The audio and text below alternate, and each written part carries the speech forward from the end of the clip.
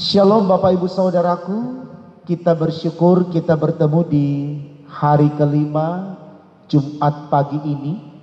Mari kita mensyukuri akan hari anugerah Tuhan ini lewat kesediaan kita untuk menerima firman Allah. Mari kita awali dengan doa, kita berdoa. Dengan tiada hentinya Tuhan kami terus bersyukur karena kami tahu kami boleh ada dalam kehidupan kami karena Tuhan. Maka berkenan Tuhan kami yang bersyukur ini, Engkau berkati sehingga lewat berkat-Mu memampukan kami untuk mengerti bahwa kami harus menyembah Engkau dalam menjalani kehidupan ini, khususnya hari ini.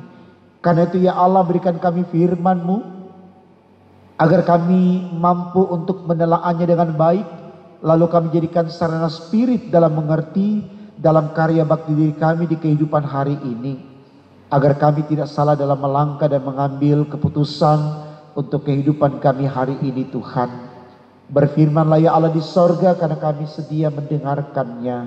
Demi Yesus Tuhan kami, amin. Saudaraku, bacaan Alkitab kita pagi ini terambil dari kitab Amos 4 ayat 1 sampai dengan 3. Demikian firman Tuhan. Dengarlah firman ini, hai lembu-lembu Basan yang ada di gunung Samaria, yang memeras orang lemah, yang menginjak orang miskin, yang mengatakan kepada tuan-tuanmu, bawalah kemari supaya kita minum-minum. Tuhan Allah telah bersumpah demi kekudusannya, sesungguhnya akan datang masanya bagimu, bahwa kamu diangkat dengan kait, dan yang tertinggal di antara kamu dengan kail ikan. Kamu akan keluar melalui belahan tembok, masing-masing lurus ke depan, dan kamu akan diseret ke arah Hermon. Demikianlah firman Tuhan. Saudaraku, tema khotbah kita pagi ini dalam SBU dituliskan demikian: perempuan yang menyesatkan suami.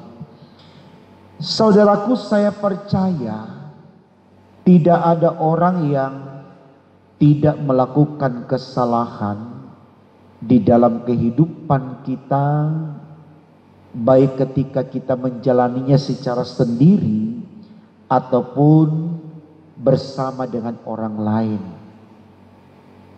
Saya pikir ini penting untuk kita tahu, saudaraku, supaya kita tidak selalu mempertahankan diri sebagai orang yang paling benar dalam hidup ini. Artinya, bagaimana di dalam keterbatasan dan kekurangan yang ada, kita pun memiliki keberanian untuk mengakui orang lain, supaya di sana tidak ada rancangan jahat dari kita ketika kita ingin menata kehidupan bersama dengan orang lain.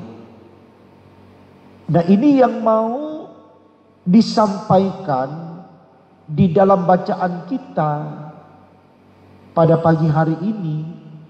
Judul bacaan kita dikatakan di sana, terhadap perempuan-perempuan Samaria yang mabuk kemewahan. Memang di sini, saudaraku, dan di tema khotbah kita juga menunjuk kepada perempuan yang dikisahkan sebagai sosok yang menjebak kaum lelaki atau istri terhadap suami untuk melakukan kejahatan. Tapi tentu sangat tidak bijaksana atau tidak adil kemudian kita hanya mengklaim sosok perempuan atau istri selalu menjadi penyebab dari keadaan orang yang jatuh di dalam dosa. Artinya mungkin lebih baik kita kembangkan ini dalam pengertian memahami diri kita, entah dia laki-laki atau perempuan. Kita sama-sama pernah berbuat jahat. Kenapa saya katakan demikian? Tentu kita juga masih ingat, saudaraku, kisah tentang perempuan pelacur. yang dituding bersalah oleh orang-orang atau para kaum lelaki yang merasa dirinya lebih benar daripada perempuan Dursila itu tadi. Tapi di sana kita lihat bagaimana Yesus bersikap begitu adil dan sangat bijaksana. Dia katakan kepada para lelaki yang menghujat perempuan berdosa ini, jika ada di antara kamu yang merasa lebih baik dari perempuan ini, lempari dia batu. Artinya Yesus mau katakan kepada kita semua tanpa kecuali, manusia tidak ditempatkan oleh Allah sebagai hakim atas sesamanya. Dia tidak berkuasa untuk mengadili sesamanya, untuk sesuatu kesalahan yang dilakukan sesamanya. Dalam konteks tentunya di tengah pergaulan, kalau di peradilan ya saya tidak mencampur aduk persoalan itu. Tapi kita berbicara di luar dari pengadilan. Seringkali kita lebih kejam daripada hakim di pengadilan. Ketika kita melihat kesalahan orang, wah, rasanya ini kesempatan baik untuk kita mengadili dia. Padahal kita bukan sebagai hakim, gitu loh. Kenapa saya katakan ini saudaraku? Supaya harapan untuk terbebas dari hukuman Allah itu tidak hanya kepada kaum perempuan saja, tapi juga menjadi kerinduan dari kaum lelaki. Walaupun kebetulan teks bacaan kita mengatakan kaum perempuan menjebak kaum lelaki atau seorang istri menjebak suami untuk berbuat dosa. Tapi marilah kita lebih bijaksana untuk melihat ini. Bahwa tidak sedikit juga laki-laki yang kemudian menjadi penyebab seorang perempuan berbuat dosa.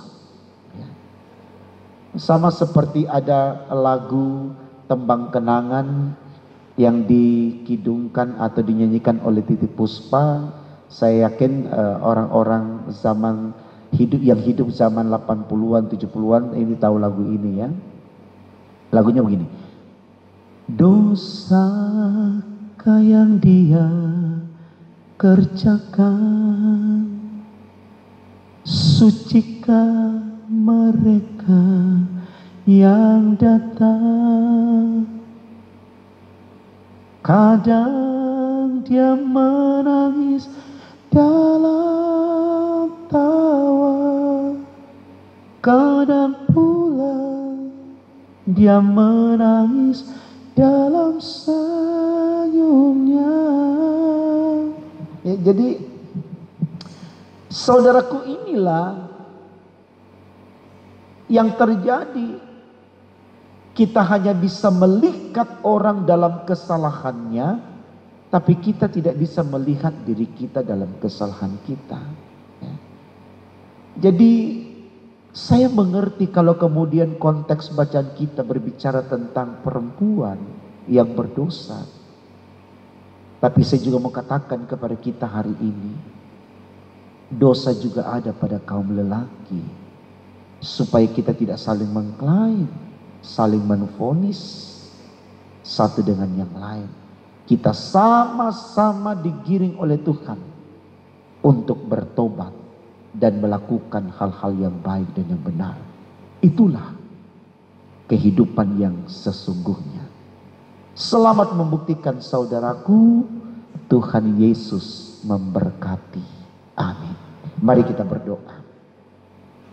Bapa di sorga, terima kasih kalau firman-Mu di pagi hari ini lewat kisah kaum perempuan, kami sebagai kaum lelaki diberikan pembelajaran baik untuk juga mengerti bahwa berbicara dosa juga itu ada pada kami, sehingga kami tidak hanya mengklaim, memvonis kaum perempuan yang bersalah dalam sebuah tindakan dosa yang ada di muka bumi ini. Sehingga kami tidak belajar untuk menghakimi orang, kami tidak hanya melihat kesalahan orang, tapi kami juga introspeksi diri kami, koreksi diri kami bahwa kami juga harus berbenah diri, memperbaiki diri, agar kami sama-sama menjadi orang-orang yang layak di hadapan-Mu. Tolong kami Tuhan untuk semuanya ini, Karena hanya Engkau yang bisa melakukannya. Karena itu kami serahkan hidup kami hari ini dalam seluruh aktivitas yang ada di rumah atau dimanapun kami berada. Dalam pimpinan Tuhan, karena kami tahu dalam Tuhan tidak ada yang sia-sia. Sehatkan kami semua, kuatkan fisik kami, teguhkan iman kami, mantapkan langkah kami dalam merangkai karya hari ini demi untuk kemuliaan nama Tuhan. Di dalam nama Tuhan Yesus kami sudah berdoa dan mengucap syukur kepada Bapa di sorga. Amin.